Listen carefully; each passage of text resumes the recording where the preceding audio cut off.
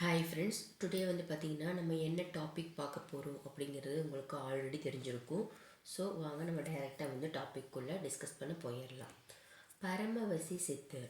So நிறைய சித்தர்கள் வந்து நம்ம கேள்விப்பட்டிருப்போம். ஆனால் இந்த பரமவசி சித்தர் அப்படிங்கிறது பெரும்பாலும் யாருக்கும் தெரியாமல் இருக்கும். ஸோ அந்த சித்தரை பற்றி நம்ம ஒரு காணொளி வந்து பார்க்க போகிறோம். அதாவது பரமவசி சித்தர் அப்படிங்கிற பெயர் வந்து பார்த்திங்கன்னா பொதுவாக வந்து பார்த்திங்கன்னா படிப்பதற்கு அப்படின்னு சொல்லிட்டு ஒரு குறிப்பிட்ட மனிதரின் பெயரான்னு கேட்டால் ஒரு குறிப்பிட்ட மனிதரின் பெயர் கிடையாது. ஆனால் சித்தர்களினுடைய உயர்ந்த தரம்னு ஒன்று இருக்குல்ல, அதாவது தியானம் செய்யும் பொழுது இந்த நிலையை அடைஞ்சால் நீ வந்து சித்தராயிடலாம், அந்த சிவஞானத்தை பார்த்துடலாம், பரம்பொருளோட கனெக்ட் ஆயிடலாம் அப்படின்னு சொல்லுவாங்கள்ல. அந்த மாதிரி சித்தர்களினுடைய உயர்ந்த தரத்தை வந்து குறிக்கக்கூடிய ஒரு பழமையான சொல்லு தான் இந்த பரமவசி. ஸோ இப்போ நம்ம தெளிவாக பார்க்கலாம். பரமவசி அப்படிங்கிற சொல்லினுடைய அர்த்தம் என்ன அப்படின்னா, பரமவசியை பரம கூட்டல் வாசி அப்படின்னு வந்து பிரிச்சிங்க அப்படின்னா வாசம் செய்வது, அதாவது பரம்பொருளில் வாழக்கூடியவர் அப்படின்னு அர்த்தம். அதாவது நம்மளை மாதிரி சாதாரணமாக உடம்புல வாழாமல் அவங்க பரம்பொருள் அல்லது பரம்பொருள் தத்துவத்தில் வந்து நிலை பெற்று இருக்கக்கூடியவர், அவரை தான் வந்து பரமவசி அப்படின்னு சொல்லுவாங்க. பரமவசி சித்தர் அப்படின்னா தங்களுடைய ஆவி வந்து பார்த்திங்கன்னா பரமத்திலேயே தங்கியவர்கள், அவங்கள தான் பரமவசி சித்தர் அப்படின்னு சொல்லுவாங்க. அதாவது சாதாரண மக்கள் மாதிரி உயிர் மனம் உடல் இதில் இல்லாமல் இது எல்லாவற்றையுமே கடந்தவர்களை தான் பரமவசி அப்படின்னு சொல்லுவாங்க. ஸோ அருள் துறவி, பரம யோகி, சிவஞானி இந்த மாதிரி நிலைகளுக்கு இணையானது தான் இந்த பரமவசி அப்படிங்கிற வார்த்தை. பரமவசி சித்தர்னு சொல்கிறோமே, அப்போ இது ஒரு தனி சித்தரா அப்படின்னு கேட்டிங்கன்னா கிடையாது. தமிழ் சித்தர் மரபில் வந்து பார்த்திங்கன்னா கோரைக்க சித்தர், அகத்தியர் சித்தர், போகர் சித்தர், புலிப்பாணி சித்தர், பாம்பாட்டி சித்தர் இவர்கள் அனைவருமே வந்து பார்த்திங்கன்னா அவரவர்களுடைய தவ நிலைகளில் ஒரு கட்டத்தில் வந்து பார்த்திங்கன்னா பரமவசி அப்படிங்கிற நிலையை வந்து கடந்திருப்பாங்க. ஆனால் பரமவசி சித்தர் அப்படிங்கிறது ஒரு தனிப்பட்ட நபரின் பெயர் வந்து கிடையாது. அது வந்து ஒரு நிலையை வந்து குறிக்குது. பரமவசி சித்தர் நிலை வந்து பார்த்திங்கன்னா சித்தர் அடையக்கூடிய 8ஆம் அல்லது 9ஆம் துவார நிலை தான் பரமவசி சித்தர் நிலை அப்படின்னு சொல்லுவாங்க. ஸோ சித்தர்களுடைய 9 நிலைகள் ஃபஸ்ட் நமக்கு தெரிஞ்சுக்கணும். அப்போ தான் வந்து 8ஆம் 9ஆம் நிலையில் வந்து சித்தர் அடையக்கூடிய துவார நிலை என்ன அப்படின்னு நமக்கு தெரியும். ஸோ அவர்கள் அடையக்கூடிய 9 நிலைகள் வந்து பார்த்திங்கன்னா ஃபஸ்ட்டு மனோலயம், 2வது மனோநாசம், 3வது சுத்தியின் எழுச்சி, 4வது பரசக்தி இணைவு, 5வது பரஞான நிலை, 6வது பரமசித்தி, 7வது பரமசிவ தியான நிலை, 8வது பரமவசி நிலை, 9வது சுன்யகால சமாதி. ஸோ இதில் 8வது நிலையில் பரமவசி நிலைன்னு ஒன்று சொன்னேன் பார்த்தீங்களா, இதுதான் அந்த பரமவசி சித்தரினுடைய நிலை. இந்த நிலை வந்து என்ன ஆகும் அப்படின்னா அதுக்கு முன்னாடி இருக்க 7 நிலையை வந்து கடந்து வந்திருப்பாங்க. அதில் இந்த 8வது நிலைக்கு வரும் பொழுது நம்ம உடல் மட்டும்தான் பூமியில் வந்து இருக்கும். நம்மளுடைய அறிவு முழுவதுமே வந்து பார்த்திங்கன்னா பரம்பொருளில் வந்து கரைந்து விடும். சுவாசம் வந்து மிக மிக மெதுவாக மாறிவிடும். நான் அப்படிங்கிற உணர்வு முற்றிலுமே மறைந்த பிறகு தான் இந்த பரமவசி நிலை வந்து அடைய முடியும். இது யாருடைய கண்களுக்குமே வந்து பார்த்திங்கன்னா இந்த நிலை வந்து தெரியாது. இந்த நிலையில் தங்கக்கூடிய சித்தர்களை தான் இவங்கள பரமவசி சித்தர் அப்படின்னு சொல்லி மக்கள் வந்து அழைக்கிறாங்க.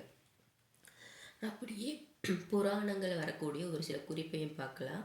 புராணங்கள் வந்து பார்த்திங்கன்னா நேரடியாகவே பரமவசி அப்படிங்கிற சொல் வந்து வராது. ஆனால் இதே பெயரில் இருக்கக்கூடிய நிலையை குறிக்கக்கூடிய வார்த்தைகள் வேணால் இருக்கிறது.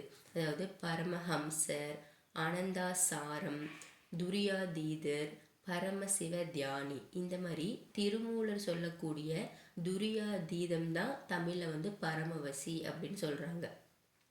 ஸோ பரமஹம்சர் அப்படின்னா உபனிஷத்துக்கள் அப்படின்னு சொல்லுவாங்க, அதான் அர்த்தம். அனந்தாசாரம் அப்படின்னா சிவஞான போதம், துரியாதீதர் அப்படின்னா திருமந்திரம், பரமசிவ தியானி அப்படின்னா சைவ ஆகமம். ஸோ இதில் வந்து பார்த்திங்கன்னா துரியாதீதர்னு திருமூலர் சொல்லியிருக்கக்கூடிய அதை தான் நம்ம தமிழில் பரமவசி அப்படின்னு சொல்கிறோம்.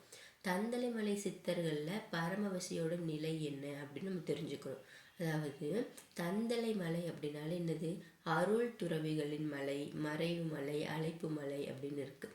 அங்கே இருந்த சில பெண் சித்தர்கள், ஆண் சித்தர்கள் அந்த இருவருமே பரமவசி நிலையை வந்து அடைந்ததாக அந்த ஊரில் வாழக்கூடிய மக்களுடைய கதை வழியாக ஒரு சில வாய்மொழிகள் வருகின்றது. அதனால தான் இதை மறைவு மலை, அழைப்பு மலை அப்படின்னு சொல்கிறதுக்கான காரணங்கள். ஸோ பரமவசி நிலையில் இருந்த சித்தர்களுக்கு உள்ளே இருக்கக்கூடிய அந்த ஆன்மீக ஆற்றலை வந்து பார்த்திங்கன்னா அவர் ஒவ்வொருத்தருக்குமே காட்ட மாட்டார். யாருக்கு அழைப்பு கிடைக்குதோ அந்த அழைப்பு கிடைக்கும் போது தான் அந்த பரமவசி நிலை சித்தர்களுடைய அந்த ஆற்றல் வந்து வெளியே வந்து தெரியும். அது வரைக்கும் யாருக்குமே தெரியாது. சரி, பரமவசி சித்தர்னா இப்போ என்னன்னு தெரிஞ்சிருக்கும். பரமவசி சித்தரின் குணங்கள் வந்து எப்படி இருக்குன்னு பார்க்கலாம். அவங்கக்கிட்ட ஒரு 6 குணங்கள் இருக்கும். அதாவது பரமவசி சித்தர்கள் வந்து பார்த்திங்கன்னா பேசுவது மிக மிக மிக குறைவாக இருக்கும். அவர்களை பார்த்தாலே பார்ப்பவர்களினுடைய மனம் வந்து அமைதியாகிவிடும். உடலில் வந்து பார்த்திங்கன்னா அதிகமான வெப்பம் இல்லைன்னா அரை சூடு வந்து சேஞ்சஸ் தெரியும். நம்ம கண்களினுடைய அமைதியும் ஆழமும் அதிகமாக மாறும். நம்ம செயல்களிலும் எந்தவித அகங்காரமும் இருக்காது. அவர்கள்கிட்ட நேரம் வந்து தாமதமாக தான் பாயும். ஸோ இதெல்லாம் பரமவசி சித்தர்களுடைய குணங்கள். ஸோ நமக்கு ஷார்ட்டாக நம்ம புரிஞ்சுக்கிறது எப்படி புரிஞ்சுக்கலாம் அப்படின்னா, பரமவசி சித்தர் அப்படின்னா சித்தர் வந்து தியானம் செய்யும் பொழுது அவர்களுடைய பயணத்தின் 8வது உயர்ந்த நிலையை அடைந்தவர்களை தான் பரமவசி சித்தர் அப்படின்னு சொல்லுவாங்க. இது வந்து பரமவசி சித்தர் அப்படின்னு சொல்கிறதுனால இது ஒரு தனி நபர் நினச்சிக்காதீங்க. இது தனி நபர் கிடையாது.